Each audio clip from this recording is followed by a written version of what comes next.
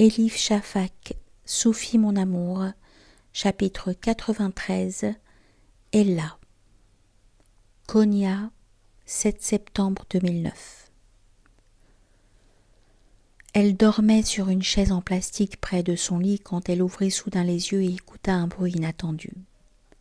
Demandez à tous ceux qui ont entendu l'appel à la prière du matin pour la première fois, et ils vous diront la même chose, que c'est beau, riche et mystérieux. Pourtant, ça a aussi quelque chose de troublant, d'étrange et d'inquiétant, comme l'amour.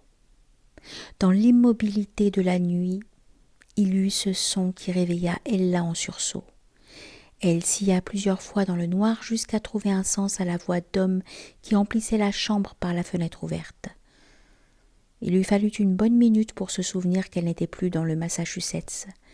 Elle n'était pas non plus dans la grande maison qu'elle avait partagée avec son mari et ses 3 enfants. Tout cela appartenait à une autre époque. Une époque si lointaine et si vague qu'elle ressemblait à un conte de fées, mais pas à son propre passé. Non, elle n'était pas aux États-Unis. Elle était dans une toute autre partie du monde, dans un hôpital de la ville de Konya, en Turquie. Et l'homme dont elle percevait maintenant la respiration profonde et régulière sous l'appel du muezzin n'était pas son mari depuis 20 ans, mais l'amant pour lequel elle l'avait quitté un beau matin, l'été précédent. Tu vas quitter ton mari pour un homme sans avenir ? S'étaient étonnés encore et encore ses voisins et ses amis. Et c'est alors qu'Ella avait compris que s'il y avait pire aux yeux de la société qu'une femme abandonnant son mari pour un autre homme, c'était une femme abandonnant son avenir pour le moment présent. Elle alluma la lampe sur la table de nuit et, à sa lumière ambrée et douce, elle inspecta la pièce comme pour s'assurer que rien n'avait changé depuis qu'elle s'était enfoncée dans le sommeil quelques heures plus tôt à peine. C'était la plus petite chambre de l'hôpital qu'elle avait jamais vue. Ce qui ne veut pas dire qu'elle avait vu beaucoup de chambres d'hôpital dans sa vie. Le lit occupait presque tout l'espace au sol. Tout le reste était disposé en fonction du lit. Une armoire en bois, une table basse carrée, une chaise, un vase vide, un plateau roulant sur lequel attendaient des pilules de diverses couleurs et, à côté, le livre qu'Aziz avait lu depuis le début de son voyage, Rumi et moi. Ils étaient arrivés à Konya moins d'1 semaine plus tôt. Ils avaient passé les premiers jours à visiter la ville comme n'importe quel touriste. Musées, sites archéologiques, agapes dans les restaurants, photos de tout ce qu'ils voyaient de nouveau, même des choses ordinaires ou idiotes. Tout allait bien jusqu'à la veille. Quand Aziz, alors qu'il déjeunait, s'était effondré par terre dans le restaurant et avait été emmené en toute hâte à l'hôpital le plus proche. Depuis, elle veillait près de son lit sans savoir qu'attendre, espérant contre tout espoir et en même temps en silence, désespérée, s'en prenant à Dieu qui lui enlevait si vite l'amour qu'il lui avait donné si tard dans la vie. « Chérie, est-ce que tu dors ?» demanda Ella. Elle ne voulait pas le déranger, mais elle avait besoin de lui éveillé. Il ne donna pas d'autre réponse qu'un léger changement dans le rythme de sa respiration. Une note sautée dans la séquence normale. « Tu es réveillée ?» insista-t-elle dans un murmure, tout en élevant la voix. « Maintenant, oui, » dit lentement Aziz. « Qu'est-ce qu'il y a ? Tu n'arrives pas à dormir ?» La prière du matin. Ella s'interrompit comme si cela expliquait tout. La santé déclinante d'Aziz, sa crainte à elle de le perdre et la folie absolue de l'amour, tout était englobé dans ces 4 mots. Aziz s'assit, ses yeux verts, impassibles. Sous la lumière rare de la lampe entourée des draps blancs, son beau visage paraissait tristement pâle, mais il dégageait aussi une certaine force presque immortelle. « La prière du matin est très spéciale, » murmura-t-il. « Sais-tu que, des 5 prières dont un musulman doit s'acquitter chaque jour, celle du matin serait la plus sacrée et aussi la plus grande épreuve. » Pourquoi ? Je crois que c'est parce qu'elle nous réveille en plein rêve et qu'on n'aime pas ça. On préférerait continuer à dormir. C'est pourquoi il y a une phrase dans la prière du matin qu'on ne retrouve pas dans les autres prières. Elle dit « La prière vaut mieux que le sommeil ». Et si le sommeil valait mieux pour nous deux ? Songea Ella. Si seulement nous pouvions nous endormir ensemble. Elle aurait tant aimé un sommeil facile, ininterrompu, non moins magique que celui de la Belle au bois dormant, sans tant d'engourdissement absolu pour soulager cette douleur. La prière du matin se termina, son écho s'éloignant en vagues de plus en plus ténues. Après l'extinction de la dernière note, le monde parut étrangement sûr, mais d'un silence insupportable. Cela faisait 1 an qu'ils étaient ensemble. 1 an d'amour et de conscience. Presque tout le temps, Aziz était suffisamment bien pour voyager avec Ella. Mais ces 2 dernières semaines, sa santé s'était visiblement détériorée. Elle le regarda s'endormir, le visage si serein et si cher à son cœur. Elle éprouva une vague d'angoisse. Après un profond soupir, elle sortit de la chambre. Elle passa dans des couloirs aux murs peints en différentes nuances de vert et entra dans la grande salle où elle vit de nouveaux malades, jeunes et vieux, hommes et femmes, certains recouvrant la santé, d'autres déclinant. Elle tenta de ne pas prendre garde au regard inquisiteur des gens, mais ses cheveux blonds et ses yeux bleus rendaient flagrant son statut d'étrangère. Jamais elle ne s'était sentie aussi déplacée. De toute façon, elle n'avait jamais été une grande voyageuse. Quelques minutes plus tard, elle s'assit près de la fontaine du joli petit jardin de l'hôpital. Au milieu de la fontaine, il y avait une statue d'un petit ange et au fond brillaient des pièces d'argent, chacun portant le vœu secret de quelqu'un. Elle fouilla ses poches pour ajouter sa pièce, mais ne trouva que des notes griffonnées et une moitié de barre chocolatée. Quand son regard se reporta sur le jardin, elle vit quelques galets petits, noirs et luisants.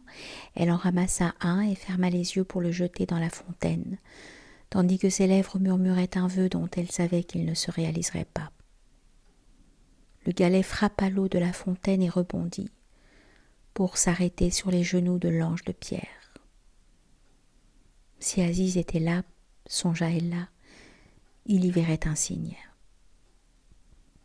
Quand elle retourna à la chambre 1 demi-heure plus tard, elle y trouva un médecin et une jeune infirmière portant le foulard. On avait tiré le drap sur le visage d'Aziz. Il s'était éteint.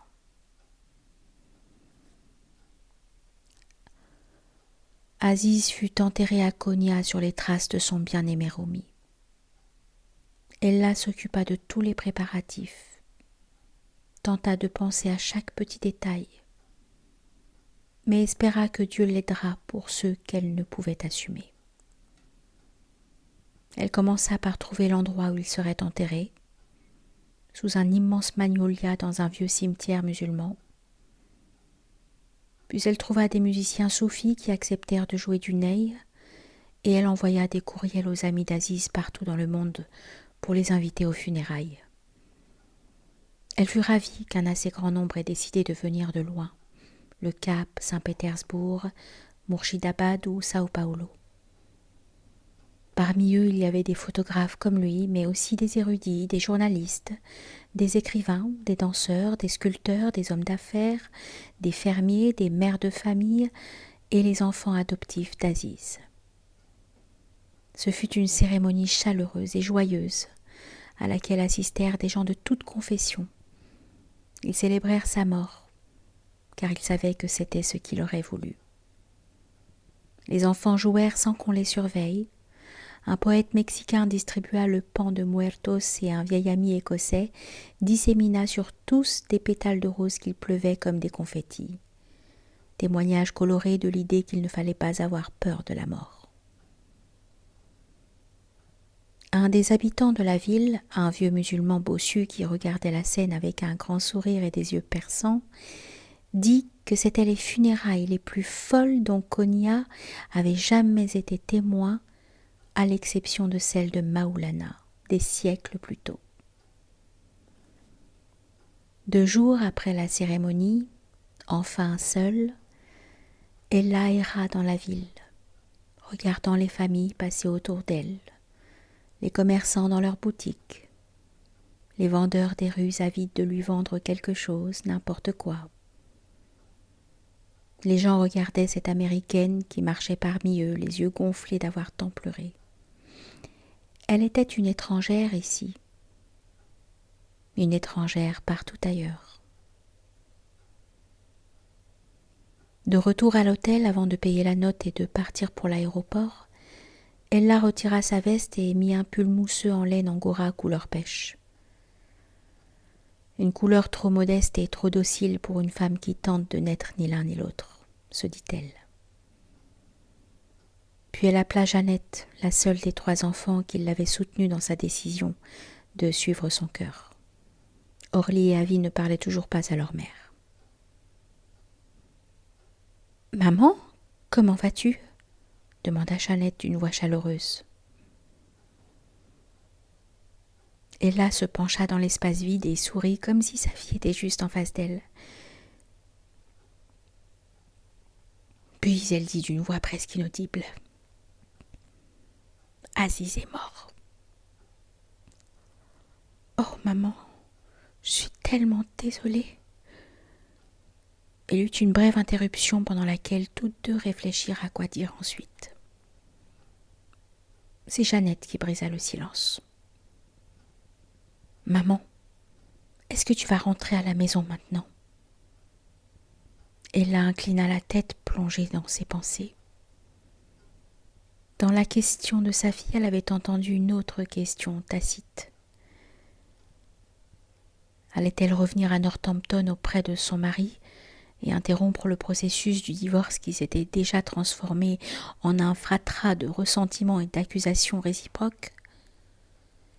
Qu'allait-elle faire maintenant ? Elle n'avait pas d'argent, elle n'avait pas de travail. Mais elle pourrait toujours donner des cours privés d'anglais, travailler pour un magazine ou, qui sait, devenir un bon éditeur de fiction un jour. Elle ferma les yeux un moment. Elle envisagea avec une conviction et une confiance jubilatoire ce que les jours à venir lui apporteraient. Jamais elle n'avait été livrée ainsi à elle-même, et curieusement elle ne se sentait pas seule. « Tu m'as manqué, mon bébé, » dit-elle. « Et ton frère et ta sœur me manquent aussi. Est-ce que tu viendras me voir ? » ?»« Bien sûr que je viendrai, maman. Nous viendrons. Mais qu'est-ce que tu vas faire maintenant ? Tu es sûre que tu ne veux pas rentrer ? » ?»« Je pars pour Amsterdam. Ils ont des petits appartements incroyablement adorables là-bas, sur les canaux. Je pourrais en louer un. Il faut que j'apprenne à mieux faire du vélo. Je ne sais pas, je ne peux pas faire de projet, chérie. Je vais tenter de vivre chaque journée après la précédente. Je verrai ce que me dit mon cœur. C'est une des règles, n'est-ce pas ? Quelle règle, maman ? De quoi tu parles ? Se rapprocha de la fenêtre et regarda le ciel d'un bleu indigo incroyable dans toutes les directions. Il tournait à une vitesse invisible qui lui était propre, se dissolvait dans le néant et rencontrait des possibilités infinies comme un derviche tourneur. C'est la règle numéro 40, dit-elle lentement.